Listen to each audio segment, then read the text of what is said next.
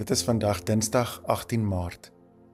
Baie welkom by vandag se luistermeditasie tydens lydenstyd.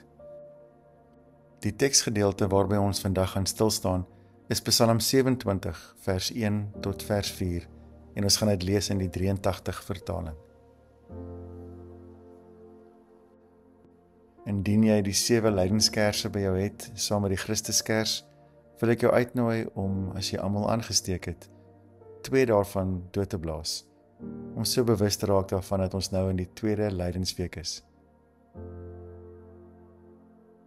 Mag jy ook, terwyl jy dit doen, bewus raak van God se sagte lig, wat deur die skaduwees van jou lewe breek.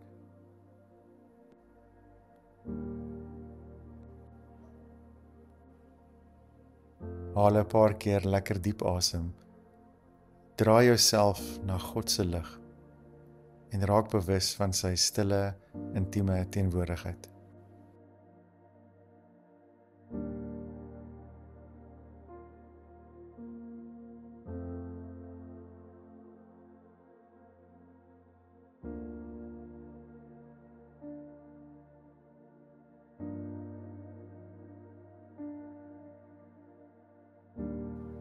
Bid saam met my hierdie gebed.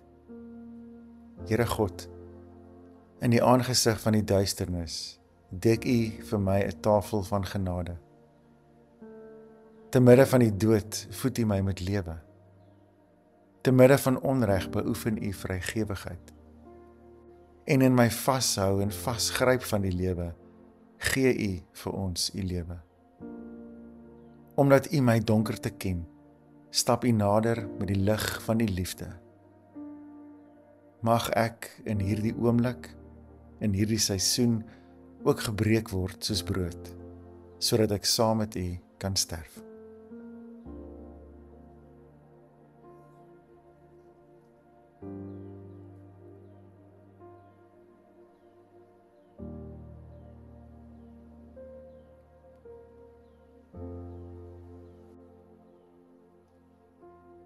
Psalm 27 van Dawid.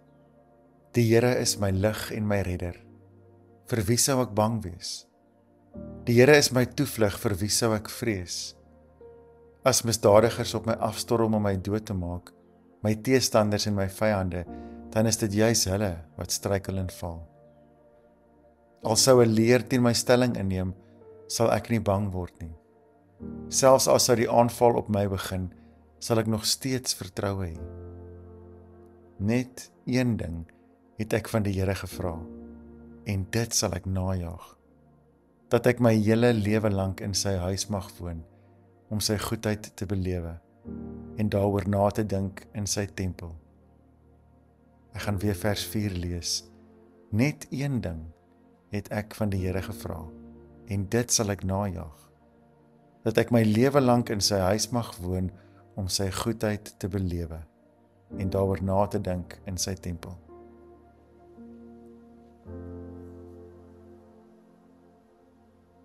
Wat het jy vandag in hierdie Psalm van Dawid gehoor? Watter woord of gedagte het met jou gepraat?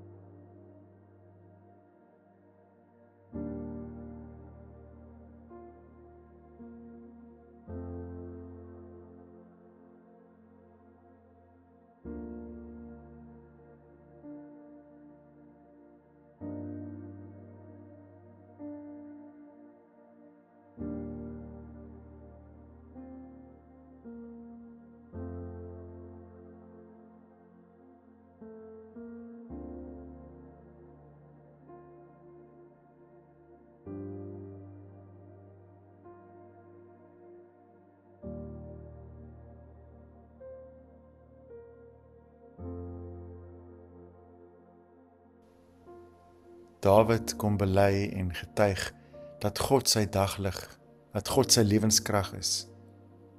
Daarom vra hy, wie sou hy kon bang maak? Hy ervaar hy is gevestig binne in God. En dis 'n plek waar hy geen vrees hoef te ken nie.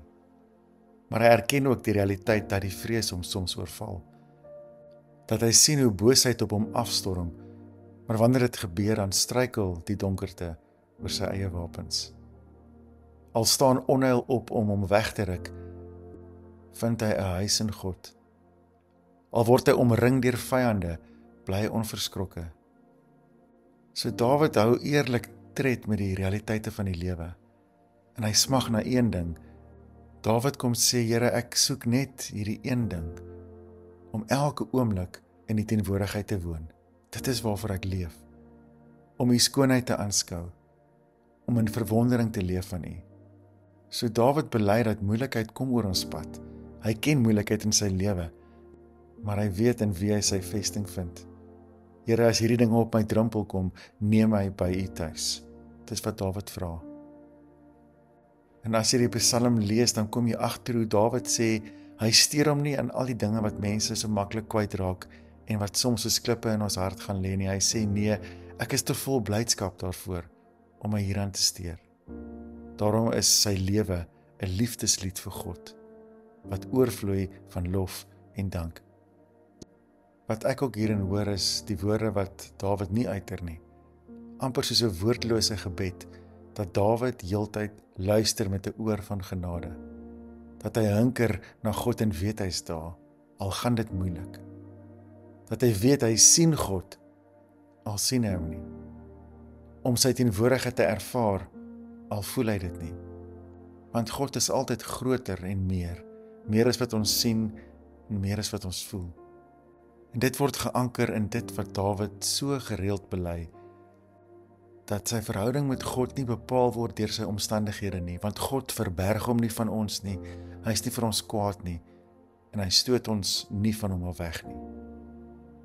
So wat ek hoor Dawid sê is, Here, help my dat my swakhede my nie oorweldig nie, dat my blik op my omstandighede nie my hart wegdraai van U nie. Here, help my dat U teenwoordigheid die hartklop bly van alle lewe. Dis om te vra, Here, help my om stil te wees voor U en te wag op U.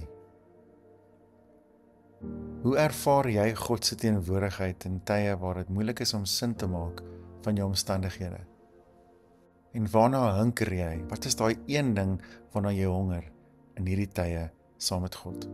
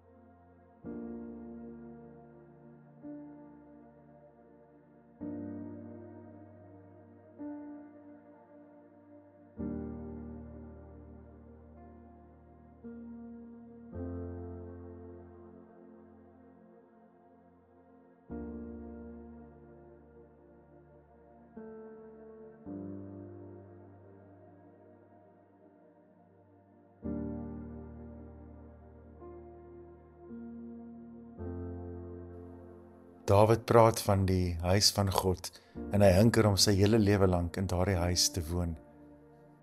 Jy gaan nie God se huis op 'n kaart vind nie. En dis nie weggesteek ergens in 'n geheime straat nie. Dis 'n plek vol lig, vol klanke van lewe en liefde.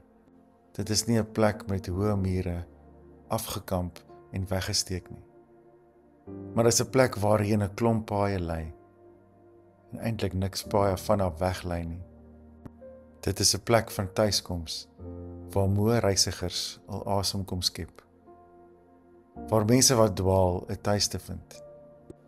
Dit is 'n plek waar reisigers ontdek, die plek waarna hulle gesoek het was toe altyd reg onder hulle neus, onder hulle voete, in die stof van hul soeke na tuiskoms.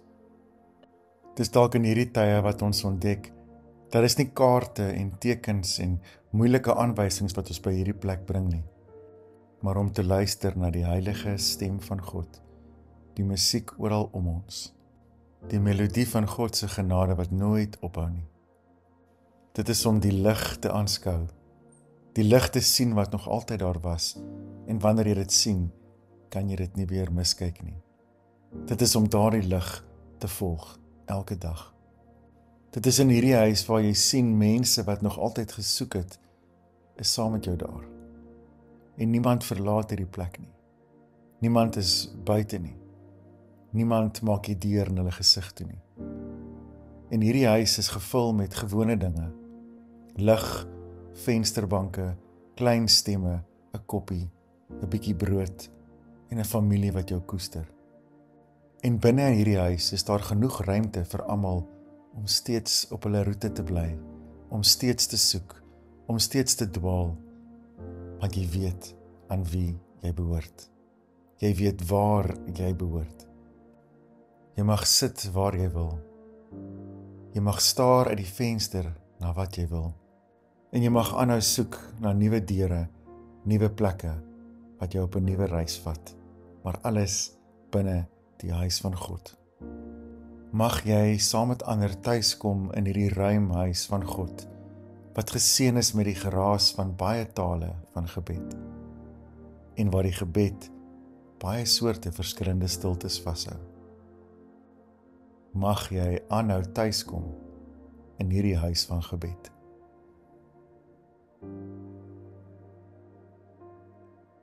Wat het in jou binneste beweeg tydens hierdie meditasie? Praat met die Here daaroor.